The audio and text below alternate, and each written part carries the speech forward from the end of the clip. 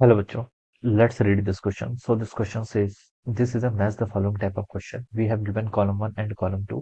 हमें देखिए यहाँ पर क्या करना है, कॉलम्स को मैच करना है. ओके, कॉलम 1 में देखिए हमें 1 2 3 4 5 एंट्रीज गिवन है और कॉलम 2 में हमें ए से लेकर ई तक एंट्रीज गिवन है. ऑलराइट, तो चलिए इस क्वेश्चन को स्टार्ट करते हैं. So we can write down the key concept of this question.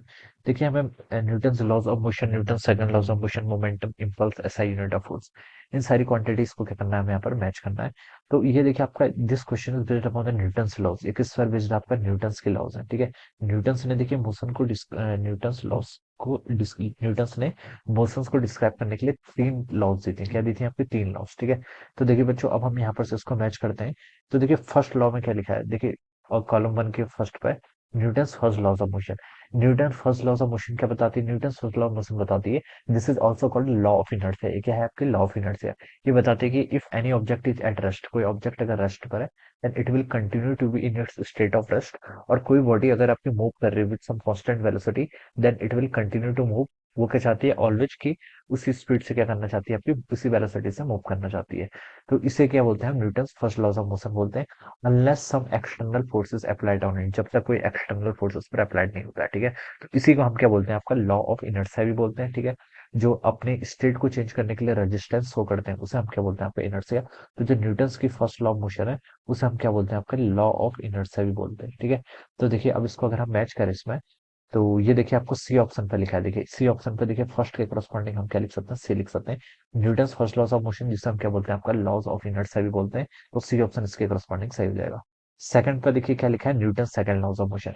Newton's की सेकंड लॉ ऑफ मोशन देखिए क्या बताती है? Newton second law of motion बताती है, जब का फोर्स होता है, force is defined as the rate of change of momentum. Rate of change of momentum. ठीक है, मतलब टाइम के साथ साथ मोमेंटम का जो चेंज होता है वो क्या कहलाता है? आपका दिस इज द लॉ. ठीक है, इसको अगर हम और डिस्क्राइब करते हैं, तो अगर हम मास को कांस्टेंट एज्यूम कर लेते हैं, तो इसको हम लिख सकते हैं आगे, force is equal to mass times acceleration. ऐसे भी लिखा लिखा जाता है. ठीक है, बट जो न्यूटन्स की लॉ है वो क्या बताती है? आपका rate of change of momentum को बताती है. तो देखिए बच्चों, ये आपका ए ऑप्शन पे गिवन कर रखा है, तो हम यहाँ पर से क्या लिख सकते हैं? सेकंड के करस्पॉन्डिंग देखिए आपका कौन सा ऑप्शन मैच कर जाएगा? ए वाला ऑप्शन मैच कर जाएगा, rate of change of momentum. Third पे देखिए क्या लिखा है आपका? मोमेंटम. मोमेंटम देखिए होता है क्या है? मोमेंटम होता है देखिए आपका मास टाइम्स वेलोसिटी. मास टाइम्स वेलोसिटी का जो प्रोडक्ट होता है, इस टर्म को हम क्या बोलते हैं? आपका मोमेंटम बोलते हैं. ठीक है, तो ये देखिए आपका बी ऑप्शन पे लिखा है, देखिए product of mass and velocity. ठीक है, ये क्या कहलाता है? आपका momentum and it is a vector quantity. तो थर्ड के करस्पॉन्डिंग देखिए आपका कौन सा मैच कर जाएगा? थर्ड के करस्पॉन्डिंग आपका बी वाला रिजल्ट मैच करेगा. ठीक है, अब देखिए बच्चों फोर्थ पर आते हैं. फोर्थ पे लिखा है इम्पल्स. इम्पल्स देखिए क्या होता है?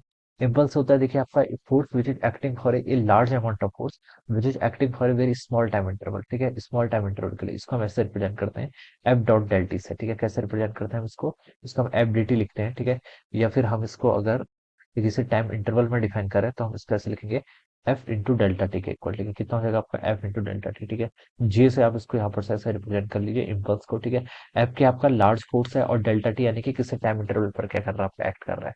तो फोर्स इनटू टाइम के प्रोडक्ट को हम क्या बोलते हैं? इम्पल्स बोलते हैं. या फिर इसको ऐसे भी लिखा जाता है डेल्टा, यानी कि चेंज इन मोमेंटम.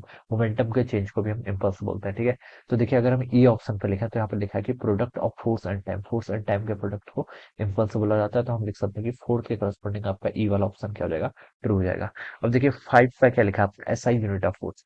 फोर्स की एसआई यूनिट. ठीक है, फोर्स होता है क्या? देखिए आपका फोर्स को हम लिखते हैं यहाँ से आपका मास टाइम से एक्सेलरेशन. क्या लिखते हैं? आपका मास टाइम से acceleration. This is our force. Alright, और मास की यूनिट्स क्या होती है? देखिए आपकी केजी होती है, एक्सेलरेशन की होती है आपकी मीटर पर सेकंड स्क्वायर. तो जो आपका 1 केजी मीटर पर सेकंड स्क्वायर होता है, इसको हम क्या लिखते हैं? 1 न्यूटन भी लिखते हैं. ठीक है, in the respect of the Newton circuit. ठीक है, तो हम फोर्स की यूनिट क्या हो जाती है? आपकी न्यूटन हो जाती है. तो यही पूछा है एसआई यूनिट ऑफ फोर्स. तो देखिए न्यूटन होगी, जो कि आपको डी ऑप्शन पर गिवन कर रखा है. तो डी ऑप्शन क्या होगा? इसके करस्पॉन्डिंग आपका ट्रू होगा. ठीक है, तो बच्चों ये क्या है? इसके करस्पॉन्डिंग आपके करेक्ट मैचेस है. फर्स्ट के करस्पॉन्डिंग सी, सेकंड के करस्पॉन्डिंग ए, थर्ड के करस्पॉन्डिंग बी, फोर्थ के करस्पॉन्डिंग ई एंड फिफ्थ के करस्पॉन्डिंग आपका D. This would be the answer of this question. So I hope you all understood this concept. All the best and thank you so much.